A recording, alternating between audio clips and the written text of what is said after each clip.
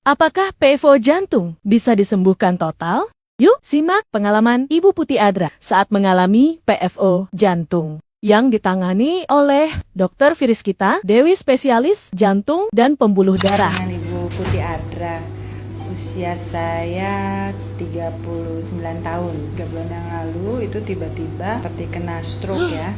Nggak ada dalam lagi keadaan apa-apa, jadi tiba-tiba, betul-betul tiba-tiba. Jadi di sebelah saya itu ada akuarium gitu ya. Kok akuariumnya kayak berpendar-pendar ya cahayanya. Kemudian kayak rasanya kayak ngeluarin gelombang. Si akuarium, saya berdiri di sebelah akuariumnya, kecil cuma segede gini lah, kayak ngeluarin gelombang. Pertama ke tangan kiri saya, kemudian ke kaki saya sambil panggil, kebetulan ada ibu saya di rumah, bun gitu ya, saya panggilnya bun sampai yang keluarnya raungan. Ibu saya bilang, kamu pelo gitu ya. Ibu saya bilang, kamu pelo, sambil saya ditepuk-tepuk ini, sambil saya posisi jalan ke arah sofa. Ada tensi portable di rumah, diambil di tensi saya hanya 140 kalau nggak 140 saya lupa. Akhirnya saya ke rumah sakit yang dekat dari rumah ya, jadi saya ke IGD. Ketika saya di IGD itu saya udah bisa jalan. Jadi yang terakhir kembali tangan. Jadi ketika diperiksa di IGD, dokternya itu bilang tangan kiri saya 3 lah gitu. Dia bilang gitu ya, mungkin skornya atau apa saya nggak ngerti. Yang kanan 5, yang kiri 3. Kaki itu udah bisa, tapi memang masih agak sedikit lemas. Bicara udah kembali, hanya ada sedikit kayak agak kebas gitu ya. Nah, malam itu saya langsung di MRI, kemudian di HCU, dirawat di intermediate unit ya, untuk observasi. Nah, ketika diobservasi itu, dokternya kan kemudian balik ini TIA kata dia gitu ya.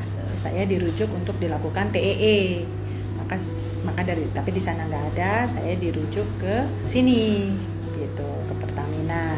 Akhirnya ke Dokter Dewi untuk dilakukan TEE. Nah, setelah kita pemeriksaan macam-macam selama 2 bulan itu, saya TCD bubble, saya TEE, saya dipasang holter, saya MRI, MRA. Akhirnya memang diagnosa PFO yang harus ditutup karena dengan pertimbangan panjang supaya stroke-nya tidak berulang gitu ya. Sekarang yang saya rasakan semenjak TIA, jadi terakhir saya minum analgetik untuk sakit kepala itu 1 hari sebelum saya TIA. Jadi 1 hari sebelumnya memang saya sakit kepala luar biasa. Saya minum obat malam itu. Tapi besoknya nggak ada apa-apa. Saya nggak lagi pusing, nggak lagi sakit kepala, nggak lagi pusing, nggak lagi lemes, nggak lagi apa. Itu hari terakhir saya minum analgetik. Sampai sekarang saya nggak ada minum. Mungkin kualitas tidur saya sekarang lebih baik ya kalau saya bisa bilang. Saya bisa tidur jam 10, dulu saya nggak pernah bisa, saya pasti di atas jam 12. Alhamdulillah hasil lab terakhir saya sudah tidak prediabetes, kolesterol saya semua sudah bagus, semua hasil darah saya bagus. Ya, saya terima kasih banyak terhadap Dokter Dewi dan tim, juga perawat-perawat semua dari RSPP. Saya betul-betul bersyukur bisa ditangani dengan baik, dengan cepat. Jujur saya berkejar-kejaran dengan kebetulan anak-anak lagi libur kemarin, alhamdulillah. Jadi saya saya kebetulan pegang sendiri anak-anak, jadi saya betul-betul bersyukur. Alhamdulillah, karena saya tidak pernah cek gitu ya atau apa.